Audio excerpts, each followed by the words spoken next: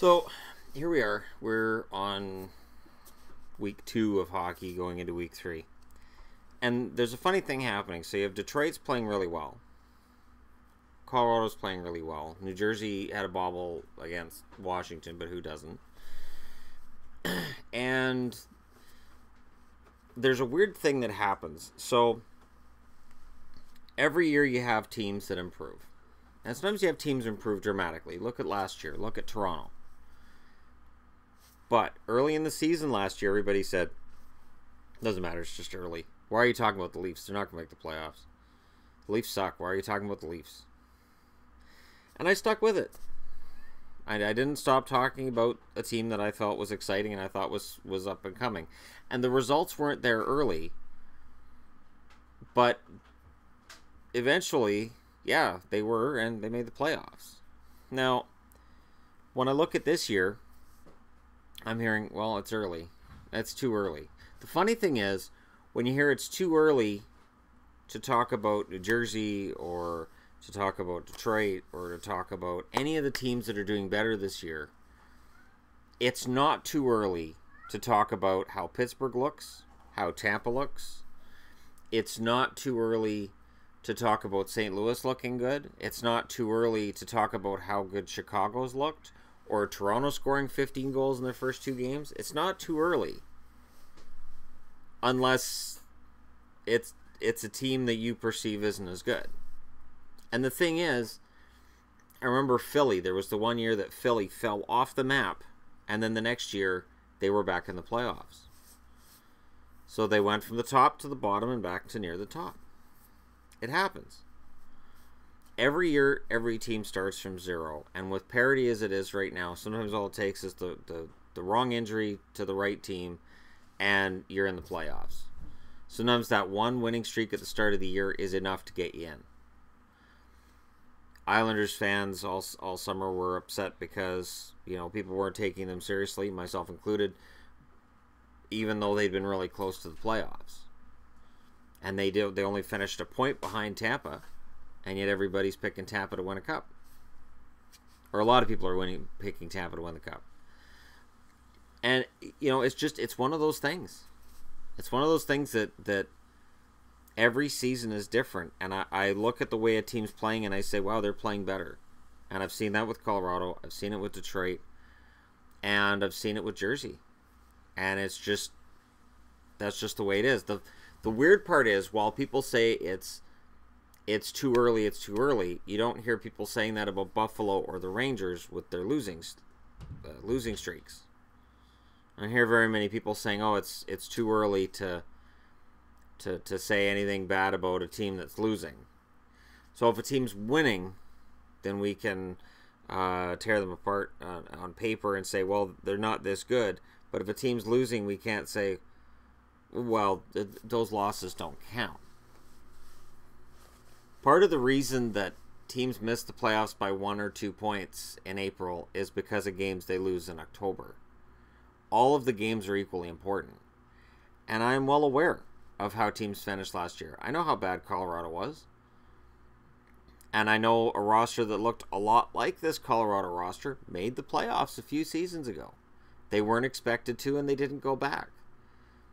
Eventually, the odds are even. I remember 2 years ago, not this past season or the year before, it was 3 years ago now, that the Vancouver Canucks made the playoffs when they weren't supposed to. And they had Coach Willie Desjardins, and people were like, what the hell? Seriously?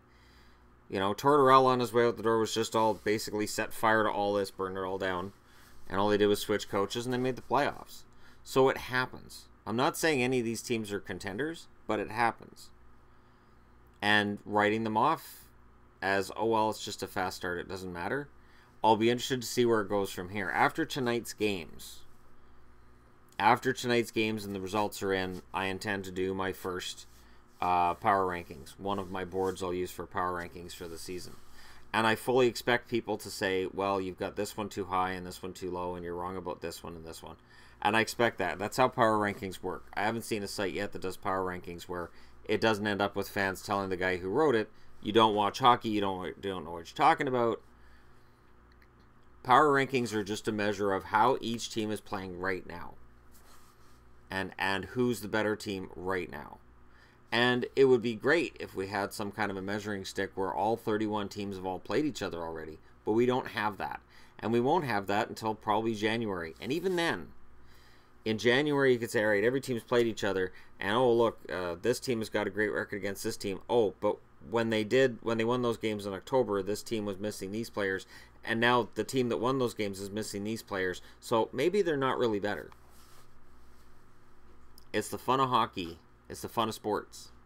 It's the reason I do this. It's the reason that this channel started. It's just day-to-day hockey and just the machinations of the league and how things work. And I find it fascinating. And the part of the thing that I find fascinating is we can talk about hot starts for teams that are perceived to be good.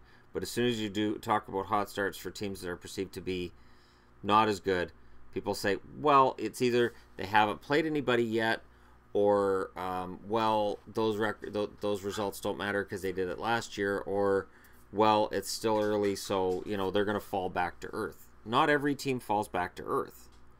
That's what I was trying to state in a video yesterday. I believe it was yesterday or the day before, which was, which of these teams is going to stay there? One of them is likely going to stay in the playoff conversation until the end of the year. Is it going to be Detroit? I mean, if Jimmy Howard keeps giving them the goaltending that he's flashed in the early season, absolutely. If the Red Wings are going to rally around Peter Mrazek when he starts too, absolutely. You'll notice I'm not missing Vegas, or not mentioning Vegas. And I don't mention Vegas because you don't expect an expansion team to be in the playoff hunt. I think they'll play some important games right into February. I don't see them being in the mix for the playoffs. I just don't. But it's interesting. Like I said, it's funny because we talk about these games, we watch these games, but then when we look at the result, it's like we go, well, yeah, that's important, but not really, because it's Detroit. It's Colorado. Who cares? Colorado beating Anaheim and legitimately beating Anaheim is news. Absolutely, it's news. For the Washington Capitals right now, they have 4 scorers in the top 10, and they have the top 3. Ovechkin, 10 points, 9 of them goals. Backstrom, 10 points, 8 of them assists. And Kuznetsov, 10 assists in 5 games. That's news. That's a hot start. And Oshie has 7 points in 5 games, and he's on this list too. I didn't expect them to score 160 points this year, but it's newsworthy. Yeah, it's early. Same with Hartman getting 8 points in 5 games. He had 5 of those in the first game of the year, which means he had 3 in the last 4. That's not bad. Hartman wasn't expected to be a top scorer, and Mike Green has 8 assists in 5 games for Detroit. So he's watched what his buddies up in Washington are doing and saying, oh, I could do that. I can get assists like crazy. And Green's a guy who hasn't been on the fantasy map for years, unless you're just counting goals. But for straight point totals, Green hasn't been a very solid fantasy producer for a while. Petrangelo's there with 8 points. Saad's there with 7. Rust has 7 in 5 games. Well, Rust's not staying there. But what about Oshie? What about Saad? What about the fact that you have 2 defensemen in the top 10, and none of them are named Hedman, Carlson, or Burns? Yeah, it's early. I know it's early. And I went through this with baseball when I was talking to Jays fans early in the year, and I said, it looks really bad for you guys. And Jays fans said, oh, it's early. It doesn't matter. It's early. They'll turn it around. At what point does it stop being early and you say, oh, yeah, no, this team's legit, or, oh, boy, this team's in trouble? Because for me, get around the 5-game mark, you can start coming up with some ideas. And, yeah, Vancouver had a good start last year, and a lot of that was comebacks and overtime wins. And I said they can't sustain this. You can't spot a team leads every night and win. And I know they're doing it, but they can't. You can't do this. It's not going to work. And, you know, there were Canuck fans that got hyped and then got upset when the Canucks crashed. But which of these teams is more than hype? Because somebody is. Toronto's not a team that happens in a vacuum. There's other teams that are able to do that too. in terms of turnarounds. And I'm going to do a video on the biggest turnarounds in hockey history, both good and bad, in terms of teams that got really good in 1 year, teams that got really bad in 1 year.